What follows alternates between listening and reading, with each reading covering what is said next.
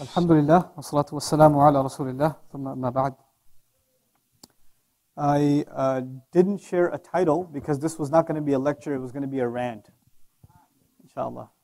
And it was going to be a rant about a frustration I've been feeling for a long time that I want to share with you, and hopefully I want you to feel it with me, if you don't already. Okay?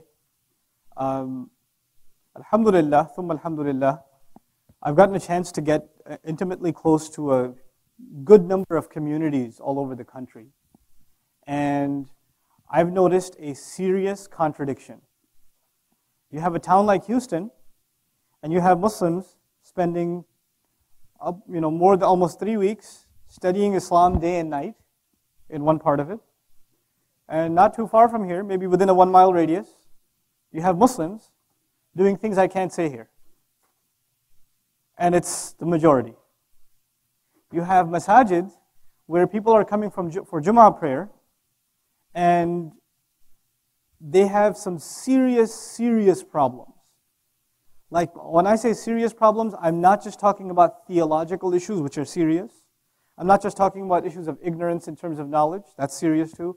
I'm talking about serious psychological problems, serious family problems, drug, alcohol, you name it. They're coming to Friday prayer. And the one place that's supposed to give them their solutions, guess what? It's not.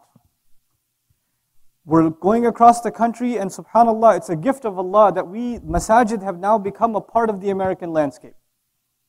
Masajid are incredibly, we've got large multi-million-dollar properties. I mean, we're huge. And subhanAllah, how we've been able to raise those funds. Because usually, the masjids in the world landscape, they are government-funded projects, or they're public projects. These are privately funded institutions that are being built all over this country. And yet, these same masjids are not equipped, not nearly equipped, for the most part, to deal with some of the most basic problems of the Muslim community. I'm going to share this problem with you at 3 levels. First, I'll just talk about the youth. Just the youth. I would argue, theoretically, that there are 3 kinds of youth, Muslim youth. There are 3 kinds of Muslim youth. There's the you kind of youth.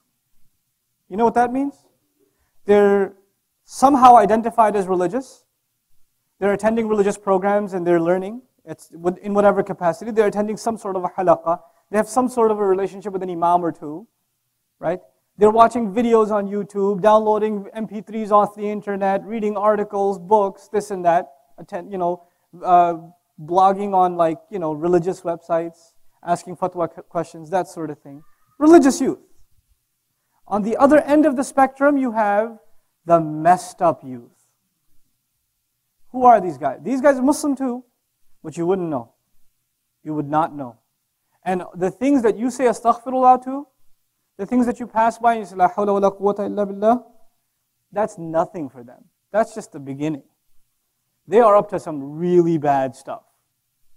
Really bad. And it's so bad that if I sit, and we've actually done this in Virginia when I was there, you sit down with a couple of imams and you explain to them what the youth are doing. You take a couple of messed up youth that you can talk to, you bring them over and you say, why don't you, Mr. Messed Up Youth, tell Mr. Imam here what you guys are up to? And the imam refuses to believe it. No, come on, that's impossible. Does that even exist? Yep, that exists. It's a scary reality. That is the messed up youth. And then there's the middle youth. You know who they are? They used to be party animals. Then they somehow accidentally stumbled upon an MSA.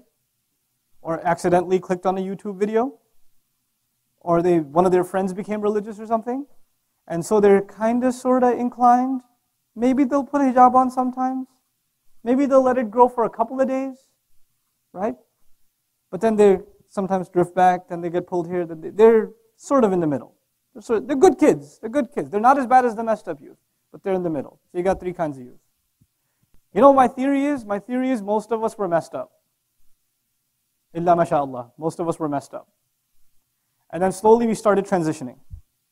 And eventually we became what you could call religious youth. A lot of us, okay? We became I'm not saying you're good people. I'm just giving a social term, okay? I don't know the state of your iman, and you don't know the state of mine. But we became religious. And when youth become religious, you know what happens? The way they speak changes. The things they like and they dislike changes.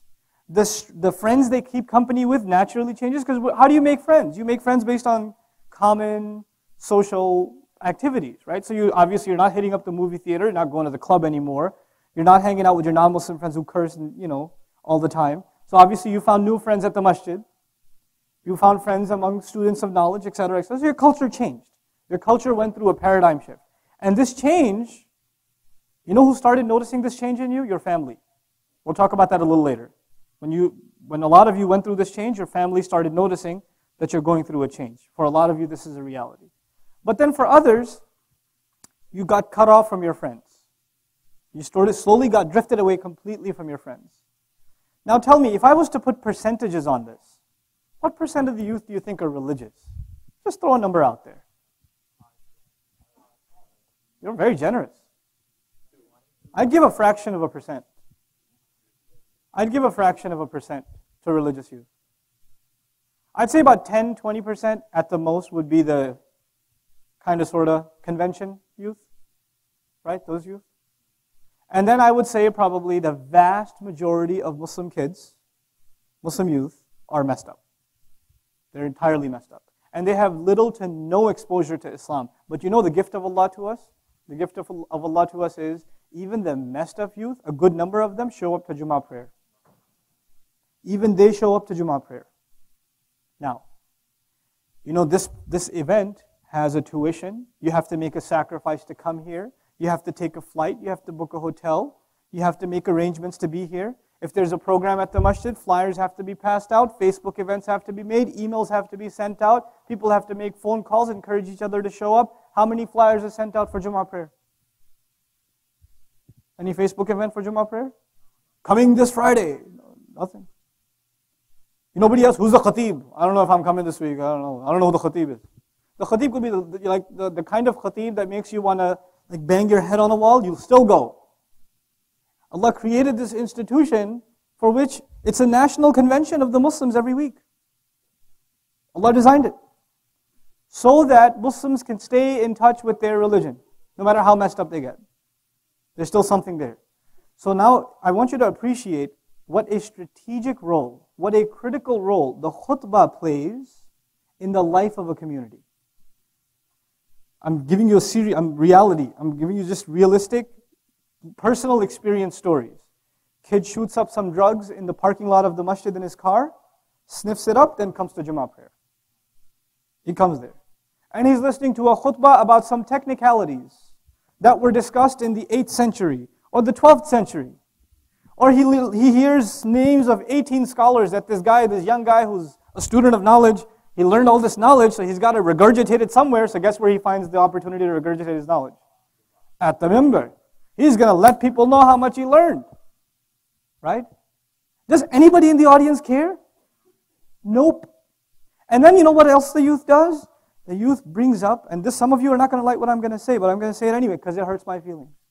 Only because of that. And I'm seriously concerned. There's the religious youth are of different ideologies. The religious youth belong to different ideologies.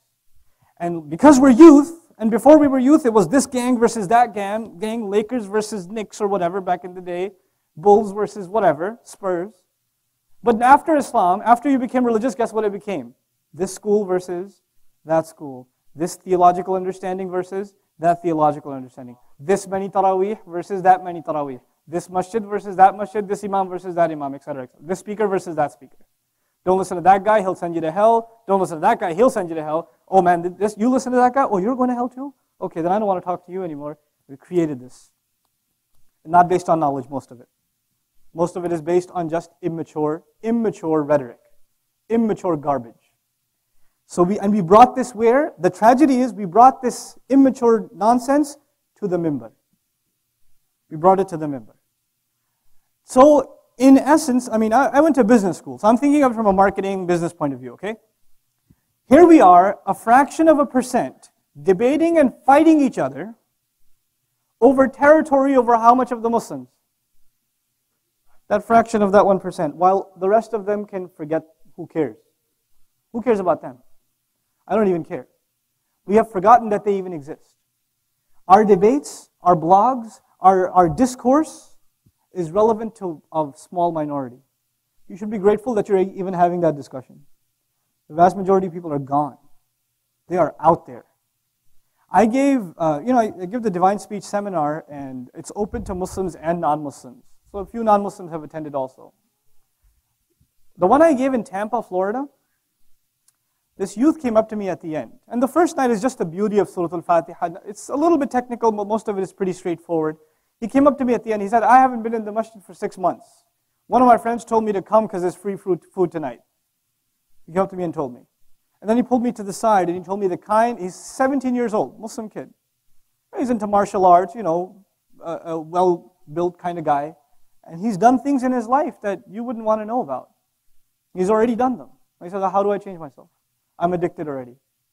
How do I get rid of this stuff? And why is he asking me? I don't live there. I'm just coming to visit. Who should he be asking this question? Who should be there for him? Imam of the masjid. The youth group of the masjid. The knowledgeable kid. The youths. You guys. What's your job? You're the ambassadors of Islam. That's what you are. Now, the warning label I present to you is what you learn at an advanced level, like even the lecture on Balagha, what you learn at an intermediate advanced level is not there that you regurgitate it to the masses. That's a mistake. People, the reason that you can't give that to people, if they were ready for that, they would have been here. They're not ready for that. They need something much more basic. You need to water it down. You need to keep the message simple. On the one hand, our religion is so sophisticated, and it's so intellectual, and it's so deep, and you guys appreciate that. You've been studying deen. But on the other hand, if you just start reading Quran, and you read what the messengers say to the people, on another level, isn't it so simple? فَاتَّقُوا اللَّهَ وَأَطِيعُونَ. Have taqwa of Allah, follow me. Simple. They're keeping it simple. Fear the fire. Nothing complicated. You can get into a discussion about what are the features of the fire. Right? And you can write a 50-page thesis on the hellfire or the features of paradise. But a farmer doesn't need a thesis. All he needs to hear is, man, I want to go to paradise. I don't want to go to hellfire. You keep it simple too. What have we done? We've done this injustice to our own. Number one, we've done this injustice to our own. Now here's a strategic plan of action. Brothers and sisters, please listen to this carefully, inshallah. And make up your own strategy. This is just some things that are rattling around in my mind. The religious youth, once they become religious, they create a certain kind of language and culture which automatically cuts themselves off from the not-so-religious youth. And especially cuts themselves off from who? What's that third category?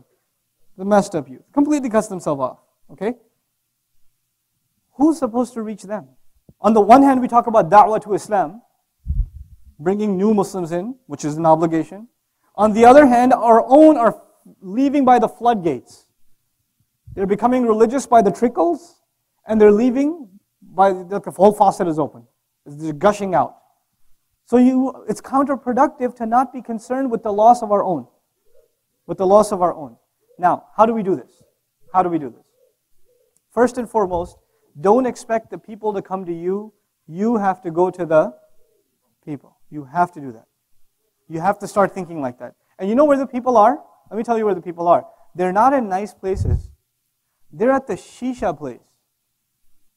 They're at the pool place. They're playing at the ballpark where the guys use foul language all the time. Right? They're at those places. I'm not saying you become one of them, but you know what? Those are the members of this ummah. And when they said, La ilaha illallah at any point in their life, they become more beloved to me than what blood makes, the connection that I form with blood. This is thicker than blood. We are concerned about them. We love them for the sake of Allah. We start thinking in terms of amr bil ma'ruf and nahi 'anil munkar. We start bashing and cursing the Muslims who sell alcohol or who own these haram businesses or that do haram things on the